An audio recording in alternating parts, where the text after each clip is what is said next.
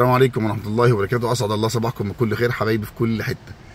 جميع حالة البحور النهارده بسم الله ما شاء الله لا قوة إلا بالله جميلة ورائعة.